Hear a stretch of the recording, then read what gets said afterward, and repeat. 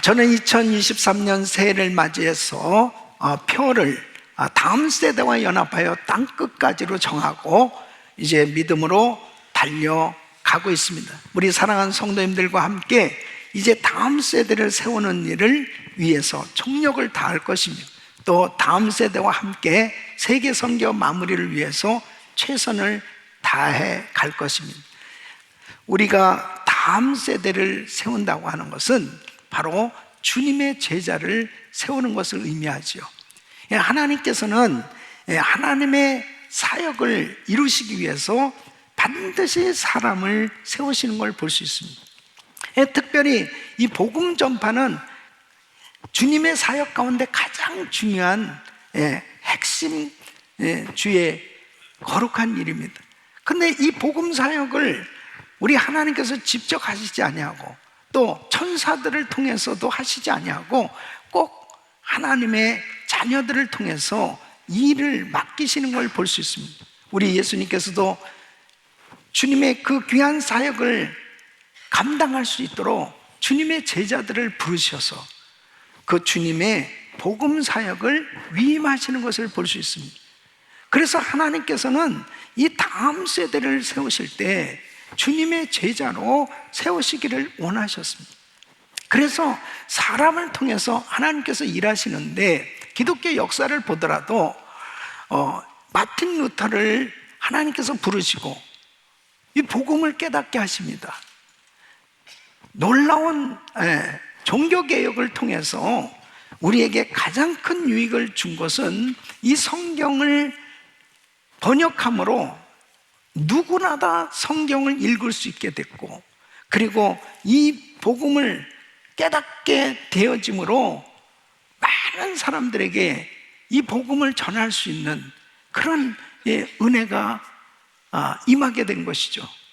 그럴 때 하나님께서는 꼭 사람을 통해서 이렇게 일을 하셨는데, 이제 개신교가 세워져 가지고 이 복음을 전해져 가는 상황 속에서 이 18세기 무렵에 당시의 교회들이 자꾸 이 전도와 선교가 무기력하게 된 거예요.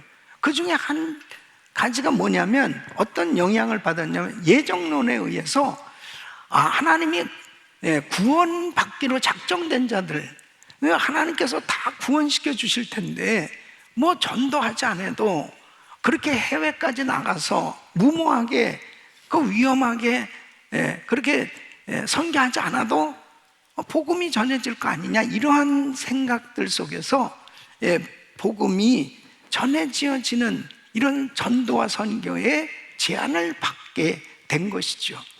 그때 이제 근대 선교의 아버지라고 불리는 이 윌리엄 켈리, 당시에 이 침례교 사역자들이 모인 가운데서 현대 선교, 이 해외 선교의 필요성에 대해서 이 피력을 하게 되었습니다. 근데 그 자리에서 나이가 든 어느 목사님이 이렇게 외칩니다. 여복의 젊은이 앉으시오.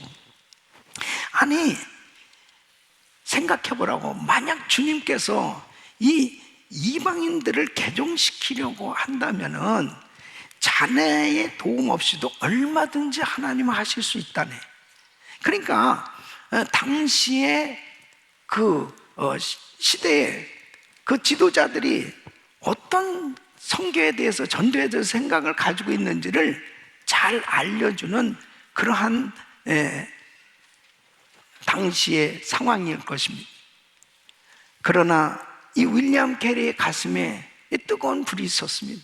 그런 말씀을 증거하면서 하나님으로부터 위대한 일을 기대하라, 하나님을 위하여 위대한 일을 시도하라 하면서 자녀들과 함께 인도의 선교사로 나가게 됩니다. 그러므로 그때부터 선교의 이 획기적인 그런 역사들이 일어나기 시작을 하게 됩니다.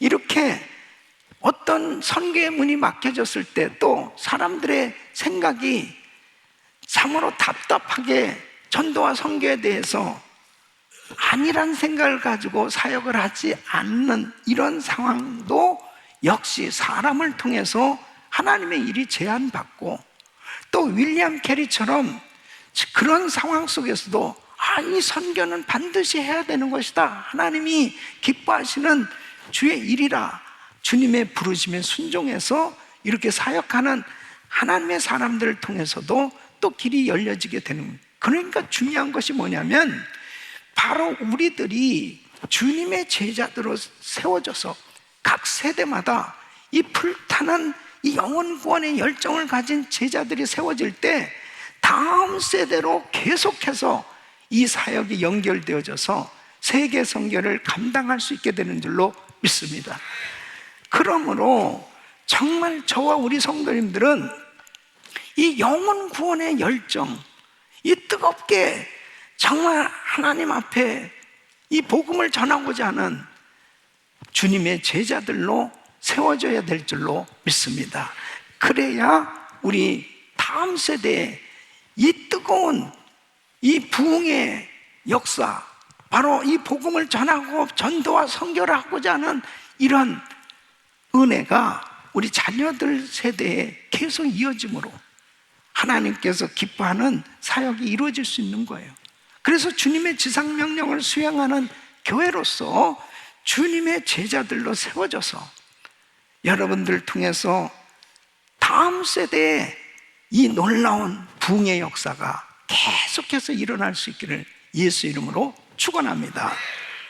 오늘 이 본문 말씀은 바로 주님의 제자들로 세워져야 되는데, 사도 바울은 이제 주님의 제자로서 고린도 교회를 섬기는 바로 그 성도들 향해서 나를 본받는 자 되라고 담대하게 외칩니다.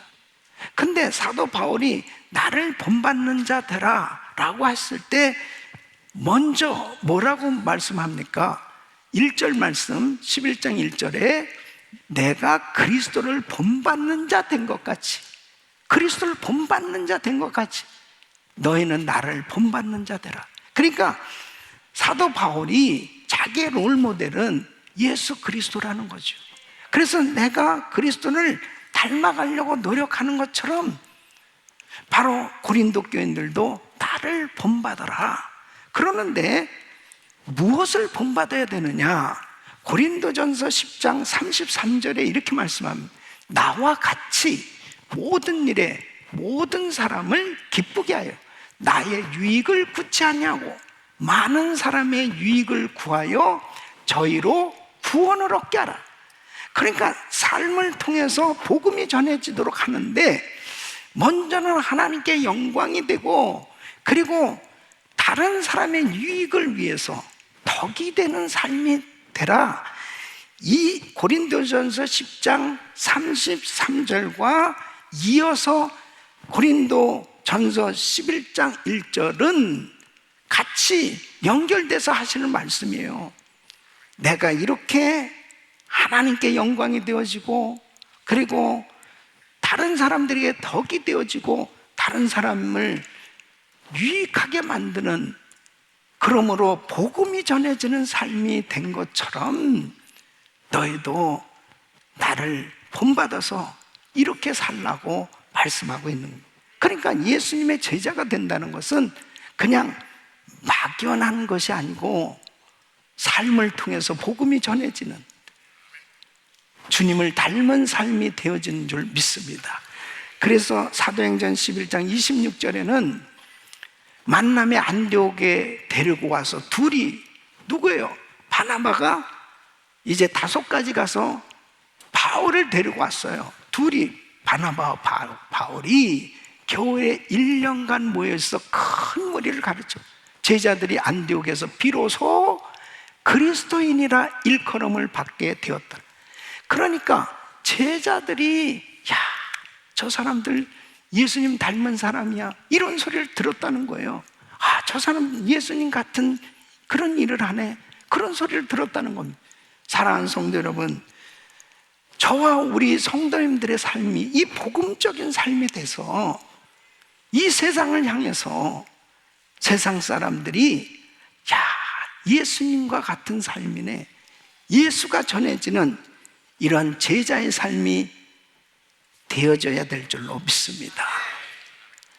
그래서 저는 오늘 이 말씀을 통해서 진정한 제자는 어떻게 만들어지는가, 이 말씀을 증거하려고, 저와 우리 성도님들이 정말 예수님의 제자가 돼야 됩니다.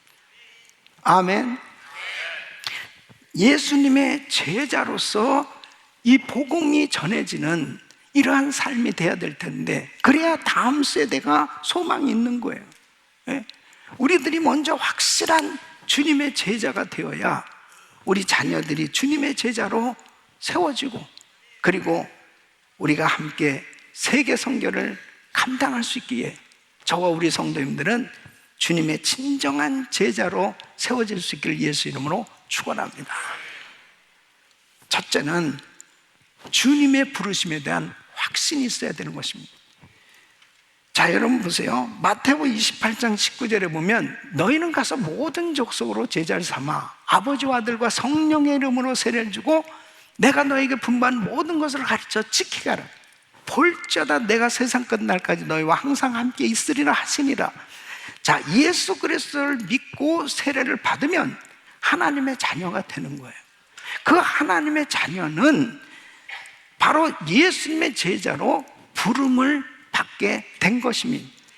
그러므로 예수님의 제자가 된다는 것은 어떤 성경 공부 프로그램을 통해서 제자반을 이수해야 예수님의 제자로 세워지는 게 아니고, 예수 그리스도를 믿을 때 성령으로 거듭난 하나님의 자녀는 예수님의 제자로 부름을 받게 된 것이다. 그러므로 저와 우리 성도님들은 예수를 믿고 성령으로 거듭나서 하나님의 자녀로, 성도로 하나님 앞에 세워졌기에 분명한 주님의 제자로 부름을 받은 줄로 믿습니다. 그래서 따라하겠습니다. 나는 예수님의 제자다. 믿습니까? 저와 우리 성도님들은 예수님의 제자예요. 물론 예수님의 제자로 이제 신앙이 성장하고 성숙하게 자라가야 되는 거죠. 제자 가운데서도 신앙이 연약한 제자가 있고 정말 믿음이 강한 이 사도들처럼 그렇게 건강한 주님의 제자로 그렇게 세워지기도 하고, 그렇다면 우리는 어떤 제자가 돼야 됩니까? 정말 하나님이 쓰실 수 있는 건강한 성숙한 제자들로 세워져야 될 줄로 믿습니다. 그러니까 예수 그리스도 안에 있으면 새로운 피조물입니다. 이전 것은 지나갔으니 보라 새 것이 되었다. 그렇다면 나는 예수 안에서 새로운 피조물이 됐어요. 이사야서 43장 1절에 너는 내 것이라, 내가 너를 지명하여 부른 나는 넌 내 것이다. 바로 주님이 나를 부르셨고, 그리고 너희가 나를 택한 것이 아니라 내가 너희를 택하여 세웠다. 우리 주님께서 나를 주님의 제자로 이렇게 세워주셨는데, 그렇다면 제자는 말씀대로 살아가게 되는 거죠.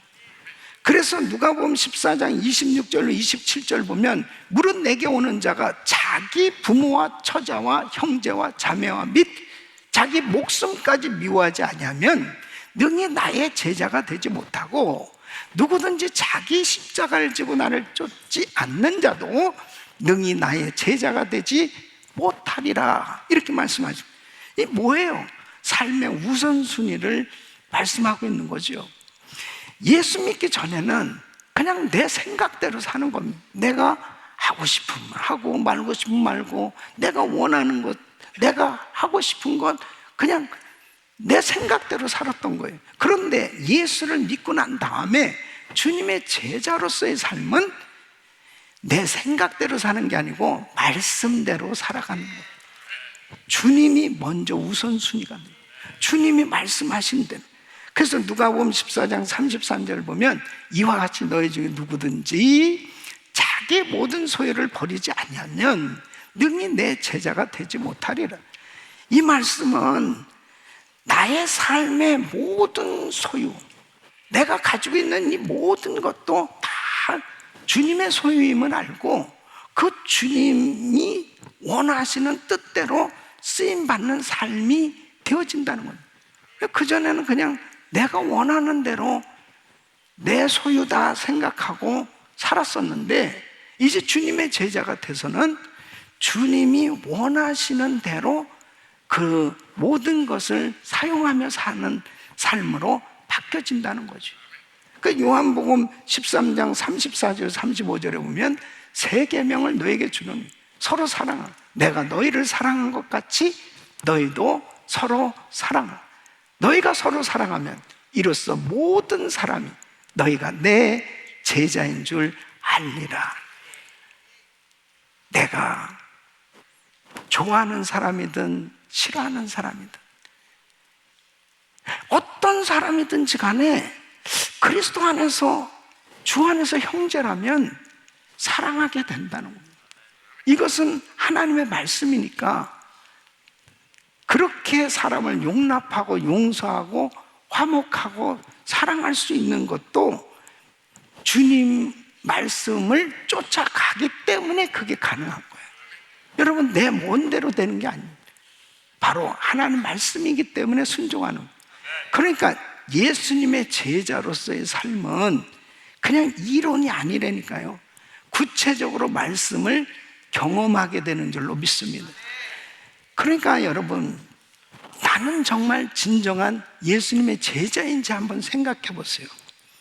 그 예수를 믿고서도 그냥 이 초보적인 신앙의 상태에 머물러 있으면은 이 주님의 제자로서의 삶이 되지 못하는 거죠. 맨날 갓난아이와 같은 초보적인 신앙에 머물러 있으면 매일 교회에서 목사님들이 베이비시팅 해줘야 되는 거예요. 매일. 아유, 똥을 쌌네, 오줌을 쌌네, 여기 울고 있네. 맨날 베이비시팅 하는, 그 시링을 받는 그런 갓난아이와 같은 초보적인 신앙에 머물러 있으면 안 되는 것입니다. 진정한 주님의 제자로 성장해야 되는 것입니다. 그래야 주님이 맡겨주신 그 일을 감당할 수 있단 말이죠. 저는 생각할 때 우리 교인들은, 우리 은혜교인들은 한 90%는 제자들인 것 같아요. 90%. 예. 10%는 아직도 이 초보적인 신앙인 것 같아요. 그럼 여러분, 나는 초보적인 신앙이구나. 그럼 그렇게 생각하면 돼요. 예. 그리고 90%에 꼭 포함되기를 바랍니다. 예. 금년도에는 다 주님의 제자로 그렇게 성장해야 돼요. 아멘. 우리 어제 토요일이죠. 우리 교회에서 오렌지 카운티 단체장 기도회가 있었습니다. 우리 오렌지 카운티에 세워진 모든 단체들, 한인회부터 시작해서 교회 협의 모든 단체들이 다 모였어요. 거의 한 180명 정도 단체장들이 모여서 기도회를 가졌습니다. 근데 거기도 우리가 이제 식사를 잘 이렇게 대접을 해야 되고, 매주 토요일마다 이제 우리 교회에 새로운 문화가 만들어졌습니다. 우리 자녀들하고 은혜있을 새벽 집회를 하면서 너무 은혜들을 받아가지고, 토요일은 우리 자녀들과 함께 이 토요 연합 새벽 기도회로 이 패밀리 워십이다. 근데 우리 자녀들이 나오니까 그래도 우리 아이들을 위해서 식사를 준비해야 되겠다. 근데 우리 교회는 인원수가 워낙 많으니까 뭘 할래도 이거 대량으로 해야 되잖아요. 이 식사 준비하는 게 보통이 아닙니다. 근데 이제 어른들 같으면은 안 할 수도 있는데 애들한테 이 식사를 준비해 주는 건 굉장히 필요합니다. 왜냐하면 애들이 그래도 교회 와서 뭘 먹잖아요. 그러면 마음이 열려집니다. 예, 먹은 게 있잖아요. 먹은 게. 이게 굉장히, 교회 가서 그때 그래도 새벽 기도 가가지고 말씀은 무슨 말씀인지 뭔지 몰랐는데 그냥 국밥이 맛있었어. 그러면서 또 거기서 또 은혜를 받거든요. 그래서 교회 오면 자꾸 뭘 줘야 돼요. 애들한테도 자꾸 줘야 돼요. 그래서 이제 어제는 거의 같은 시간에 그냥 식사를 해야 되니까 이거 보통 일이 아니지 않습니까? 그래서 저는 이렇게 감동받으면 이야기하는 스타일 아닙니까? 예. 그냥 했으면 좋겠다. 그래서 여러분, 이 국밥을 만들고 뭐 하는 게 보통 일이 아닙니다. 그런데 참 우리 연합여전대 성도님들 또 주방팀들이 그냥 어제 단체장들이 다 감동받은 거. 와, 이게 어떻게 교회에서 이렇게 막 한 사람씩 다 VIP로 잘 대접을 받은 거예요. 그 많은 사람. 그리고 우리 아이들도 또 잘 먹고 그러면서 그런 모든 일들을 해낼 수 있는 것은 주님의 제자가 돼야만 가능한 거예요. 하나님 앞에 어떻게 하면 내가 좀 섬길까? 어떻게 하면 내가 조금 사랑은, 진실된 사랑은 수고가 따르게 돼 있거든요. 정말 성도들을 사랑하고 주님을 사랑하는 마음에서 어떻게 하면 섬길 것입니다. 그러니까 어떻게 하면 다음 세대와 연합하여 땅끝까지 이 귀한 복음을 전하며 사역을 감당할 수 있을까? 내가 주님의 제자로 부름을 받았다라는 이 확신 가운데 주님을 닮아가려고 하는 그런 신앙의 성장이 있을 때, 말씀을 쫓아 사는 삶이 될 때, 그때 비로소 주님의 제자로 하나님 앞에 세워지는 줄로 믿습니다. 우리 사랑하는 성도 여러분, 금년에는 우리 성도님들이 내가 정말 주님의 제자로 부름을 받았다는 이 확신 가운데 계속해서 주님을 닮아가는 신앙의 성숙, 성장이 있기를 예수 이름으로 축원합니다. 두 번째는 주 대심에 순종이 되어질 때 주님의 제자로 세워지는 것입니다.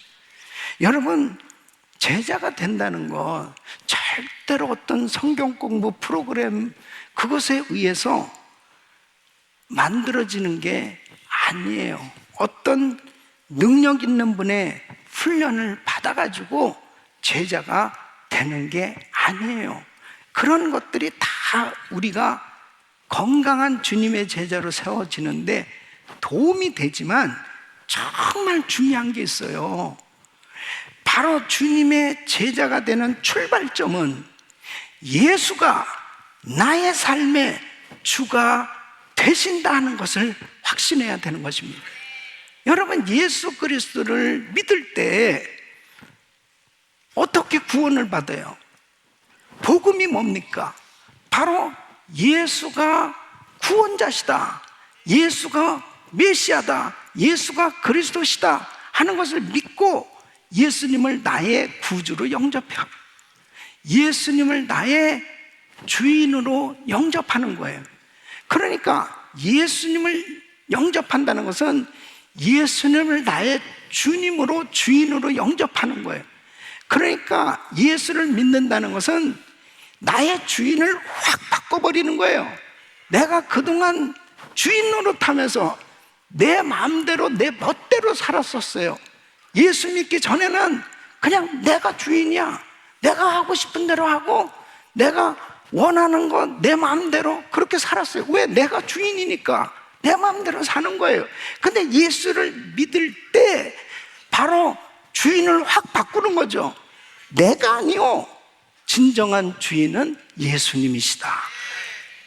예수님이시다. 그 예수님으로 나의 삶의 주인으로 온전히 모신 거예요. 그러니까 진짜 예수님을 나의 주인으로 모셨다면 그 예수님의 통치, 예수님의 다스리심을 받게 돼 있습니다. 그러니까 예수님은 만왕의 왕이시고 예수님은 만주의 주가 되시고 그 주님이 나를 다스리시는 그 주님의 지배를 받는다면 나의 삶의 주인이 되신 주님의 말씀에 순종되게 돼 있는 거죠. 왜? 그분이 주인이니까. 그러니까 마태복음 16장 24절은 아무든지 나를 따르려면 자기를 부인하고 자기 십자가를 지고 나를 쫓을 것입니다. 그 주님이 나의 진정한 주인이 되십니다. 25절에 보면 누구든지 제 목숨을 구원코자 하면 잃을 것이요 누구든지 나를 위하여 제 목숨을 잃으면 찾으리라. 그러니까 주님을 고백하면서 그 주님에게 순종되어진 삶이 될 때 비로소 주님이 맡겨주신 그 어떤 일도 순종하며 감당해 가는, 이것이 바로 제자의 삶이다.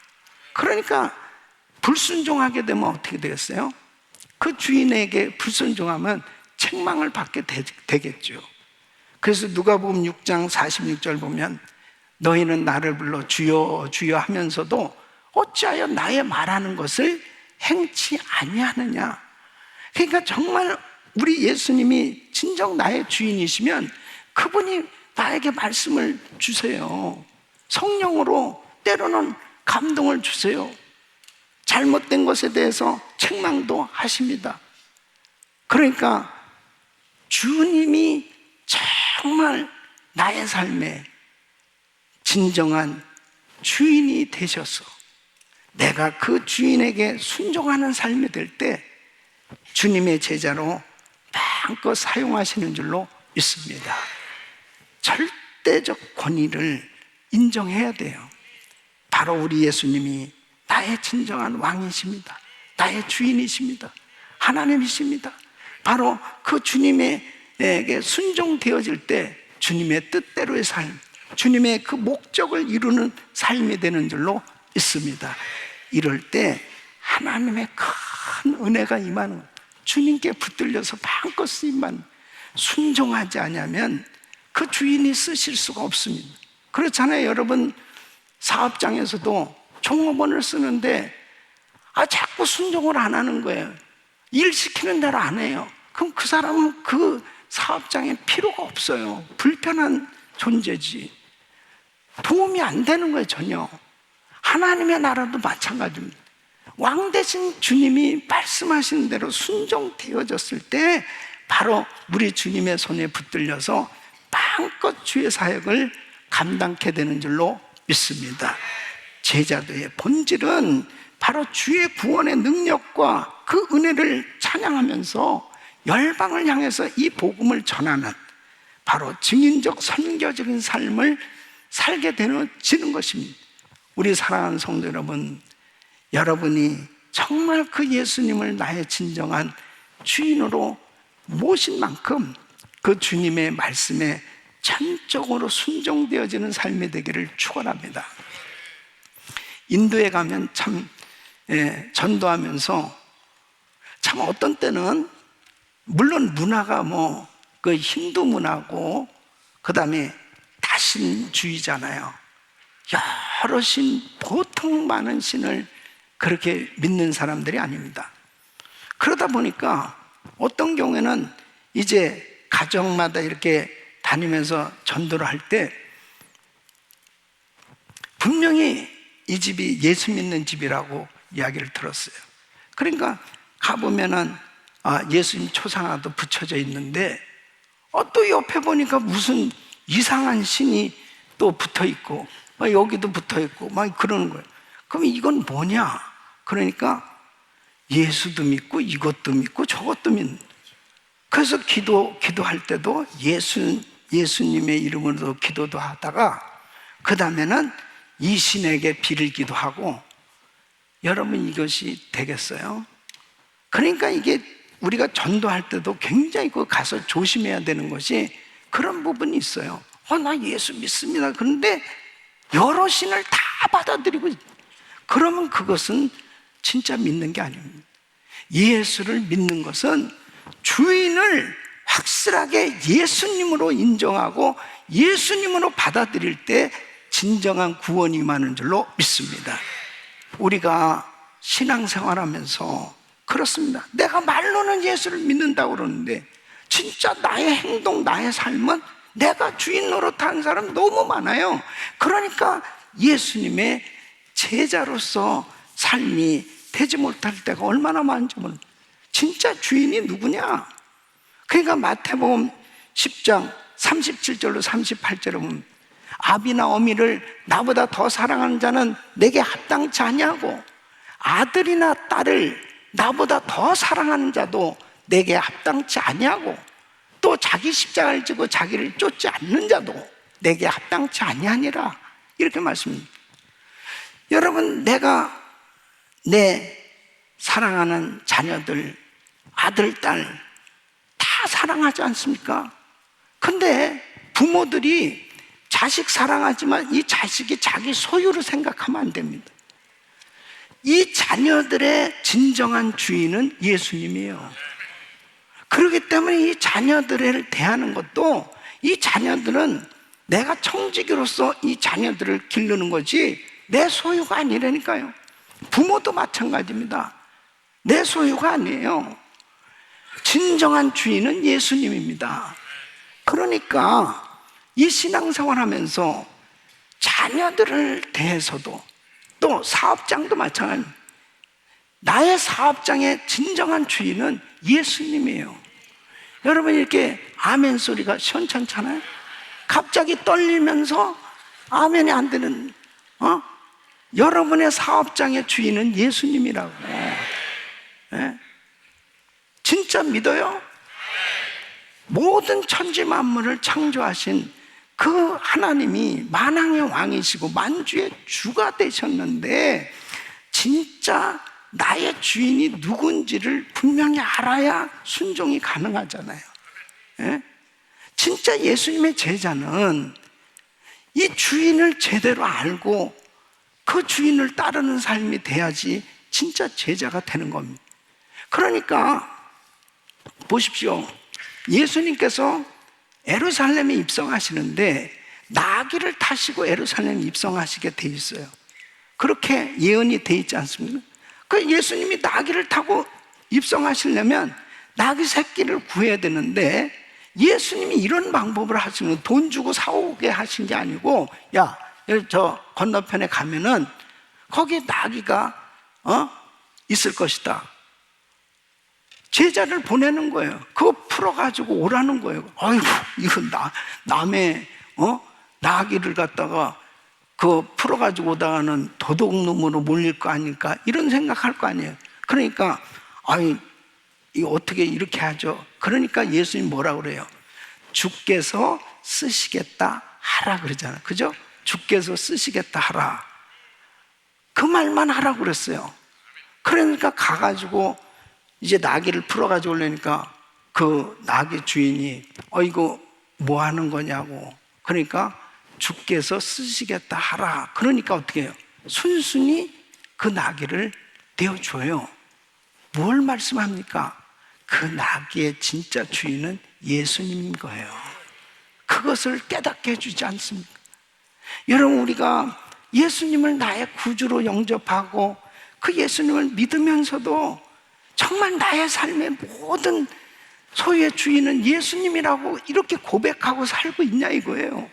진짜 주인이 누군지를 알아야 순종이 되는데, 진짜 주인이 예수님임에도 불구하고 우리의 삶의 형편을 보면 진짜 주인은 내가 돼서 신앙생활이 될 때가 너무 많은 거예요. 그러니까 제자의 삶이 되어지지 못할 때가 얼마나 많은지. 사랑하는 성도는, 진짜 우리의 주인은 예수님입니다. 그 예수님에게 믿고 맡기고 그리고 순종되어질 때 우리 주님께서 우리를 붙드시고 놀라운 일을 이루어 주실 줄로 믿습니다. 금년도에도 우리가 정말 신앙생활 하면서 진짜 주인이 바로 우리 예수님이라고 고백하고 그 주님의 말씀이면 순종되어질 수 있기를 예수 이름으로 축원합니다. 세 번째는 그리스도와 다른 제자들을 본받아 살아가는 것이죠. 여러분, 사도 바울은 오늘 이렇게 고백합니다. 내가 그리스도를 본받는 자 된 것 같이 너희도 나를 본받는 자 되라. 바울은 자기 자신의 삶이 예수님을 닮아가는 삶이 되고자 자기의 이 역할 모델, 롤 모델은 예수님이에요. 자기 삶의 분명한 모델은 예수님. 그래서 자기 신앙이 예수님을 닮아가는 것이 자기 삶의 목표가 된 거예요. 그렇게 살다가 보니까 결국은 주님의 기도하는 삶, 이웃을 향해서 사랑을 베푸시고 복음을 전하시는 삶, 이런 주님의 삶이 자기의 삶의 이 습관이 되기 시작한 거 아니겠어요? 그것은 무엇을 통해서 할 수 있는, 사도행전 20장에 보면 이제 바울이 예루살렘에 올라가면 이제 어쩌면 마지막이 될지도 모르는 그런 상황 속에서 밀레도라는 곳에서 에베소 교회 장로들을 초청합니다. 거기서 고별 설교를 하죠. 그가 많은 교회들을 개척했고 사역을 했지만 이 에베소에서의 목회 기간이 가장 길었습니다. 그곳에 사역하면서 본인이 어떻게 목회를 했는지 이야기를 하는 거예요. 사도행전 20장 20절에 보면 유익한 것은 무엇이든지 공중 앞에서나 각 집에서나 꺼림이 없이 너희에게 전하여 가르치고, 성도들에게 유익이 될 만한 것이 있다면, 성도들의 신앙이 성장할 수만 있다면 이 복음을 전하기 위해서 어디에서도 꺼리낌 없이 다 전해줬다는, 그렇게 복음을 전하는 삶이요. 그리고 33절로 35절에 보면 내가 아무의 은이나 금이나 의복을 탐하지 않냐. 내가 물질을 탐한 적이 있냐? 예? 내가 옷 사달라고 그런 적이 있냐는 거예요. 예? 너희 아는 바에 이 손으로 나와 내 동행들이 쓰는 것을 당하여 범사에 너에게 모본을 보였노니, 이 물질 부분에 대해서 청렴했던 것을 말씀하고 있습니다. 이같이 수고하여 약한 사람들을 돕고, 사람들, 어려운 사람들을 돕고 베풀면서 그렇게 목회를 했다는 거예요. 주 예수의 친히 말씀하신 바 주는 것이 받는 것보다 복이 있다 하심을 기억하여야 할지니라. 범사에 너에게 모본을 보였느니. 그러니까 바로 사도 바울은 고린도 교회 성도들을 향해서 담대하게 얘기합니다. 나를 본받아라. 내가 그리스도를 본받는 자 된 것 같이 너희도 나를 본받으라고 말씀하는 겁니다. 사랑하는 성도 여러분, 우리에게 있어서 정말 이렇게 예수님은 눈에 보이지 않지만 바로 우리들의 신앙에 있어서 우리에게 눈에 보이는 역할 모델들이 중요한 거예요. 우리 교회도 정말 이런 모델이 될 수 있는 정말 영적 자산이 주어진 것이 얼마나 감사한지 모릅니다. 우리 김광신 목사님이 그렇습니다. 우리 김광신 목사님께서 목회 사역을 하면서, 저는 어쨌든 2004년도에 이제 우리 김광신 목사님 원로 목사님 되시고 저는 담임 목사가 돼서 18년 동안 같이 함께 이제 사역을 하면서, 뭐 그전에도 목사님하고 참 가까이 지냈지만은 이제 18년 동안 같이 목회 사역을 하면서 지내면서 목사님의 그 주를 향한 이 헌신과 열정, 이런 부분들이 얼마나 제게는 큰 은혜로, 그런 이 모델로 저에게 참 하나님께서 은혜를 주셨는지 몰라요. 우리 김광신 목사님의 목표가 뭐냐? 본인의 신앙의 목표는 순교하는 거였습니다. 순교. 그래서 가끔 내가 선교지 가서 죽으면 내 시체를 찾지 말라, 뭐 이런 무시무시한 얘기를 해가면서 순교라 이거야. 순교. 여러분, 사람이 죽는다고 그러면요, 인생들에게 있어서 최고 수준이 죽는 겁니다. 그 이상은 없어요. 순교. 예. 그러니까 내가 아무리 열심히 해도 순교가 목표인 사람을 어떻게 넘어설 수 있겠습니까? 그러니까 참 어떤 면에서 보면 목사님이 그렇게 사는 삶이 됐다는 게 저에게는 참 목표가 그렇게 높은 분 옆에 있으니까. 예? 목사님, 안식년은 언제 하실 것입니까? 천국 가서 쉴 거라고 이런 얘기를 하니 내가 어떻게 쉴 수가 있겠냐고. 그러니까 목표를 그렇게 최고치에다가 올려놓고 앞장서서 그렇게 사역을 하시니까 참 그런 부분이 후배들에게, 후임자에게 그런 본이 되셨어요. 그러니까 하나님 앞에 참 이런 목사님을 우리에게 허락해 준 게 이게 영적 자산입니다. 예? 어제 제가 정말 사랑하는 우리 정일 장로님께서 소천하셨습니다. 우리 정일 장로님도 거의 우리 교회 초창기 지난 40년 동안 참 우리 교회에서 신앙생활 하시면서 이분도 교회밖에 모르시는 분입니다. 그리고 그렇게 교회를 위해서 정말 충성을 다한 분입니다. 어떻게 하면은 목사님 목회 사역을 도울까? 그런 생각만 하는 분이에요. 예.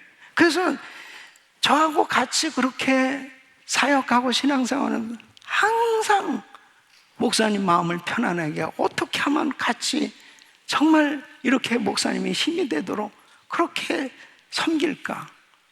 그러니까 돌아가실 때까지 그렇게 그 생각밖에 없는 분이에요. 너무너무 귀한 장로님, 이런 귀한 장로님들이 계시기 때문에 우리 교회는 든든하게 세워져서 지난 40년 동안 세계 선교를 감당하고 있는 줄로 믿습니다. 하나님께서 참 우리 장로님은 세상 떠났지만 그 영적 자산이 우리에게 이렇게 아름답게 남겨주신 것이죠. 지난주에는 정말 제가 너무너무 우리 성도지만 신앙적으로 존경하는 만큼 그렇게 귀한 우리 그룹 2의 김수영 집사님이 천국에 갔어요. 이 김수영 집사님 거의 9년 동안 암투병을 했습니다.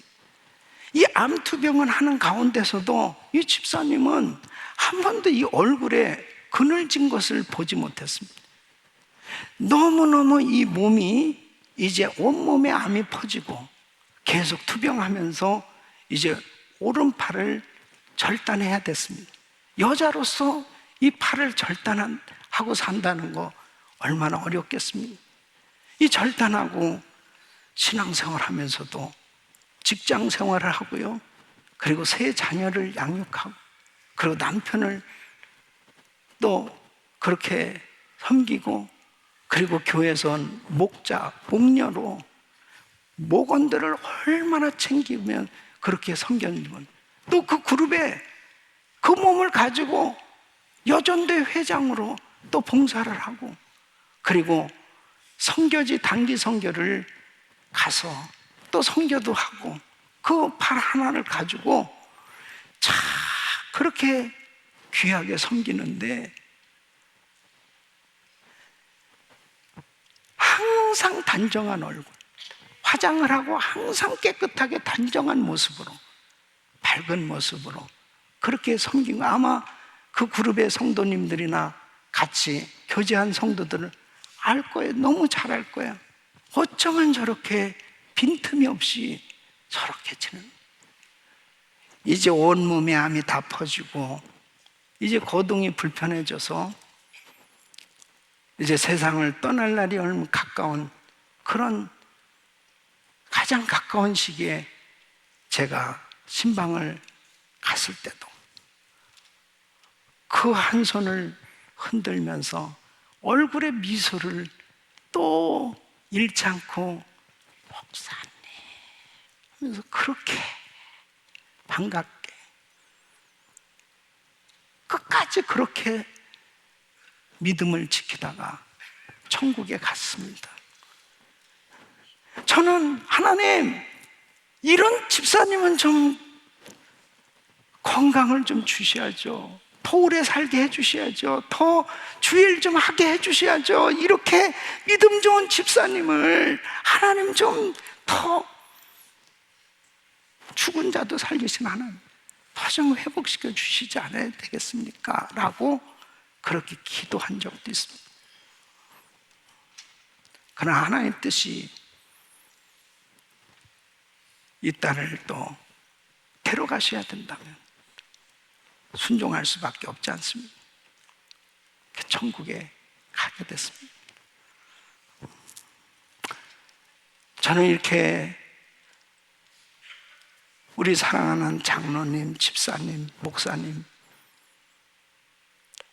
이런 귀한 분들이 천국에 가셨지만 우리에게 영적 자산으로 이 민들레 씨가 우리에게 뿌려져서 이 씨는 계속 전 세계로 번져가게 될 줄로 믿습니다. 우리 사랑하는 성도 여러분, 이게 예수님의 제자의 삶의 모습입니다. 2023년도 새해를 맞이하면서 참 이렇게 사랑하는 귀한 분들이 이제 우리 곁을 떠나게 되기도 하고 또 우리 사랑하는 성도님들의 가정에 또 귀한 부모님, 귀한 가족들이 또 이렇게 먼저 세상을 떠나시기도 하는 이런 일들을 겪으면서 다시 한번 나는 예수님의 제자인가? 정말 우리의 삶이 우리의 자녀들과 더불어서 진정한 예수님의 제자의 삶으로 살다가 저 영원한 천국에서 그 귀한 가족들을 사랑하는 우리 귀한 식구들을 만나볼 수 있다면 하나님께 영광이 될 것이고 그리고 우리의 인생은 복된 삶이 될 줄로 믿습니다.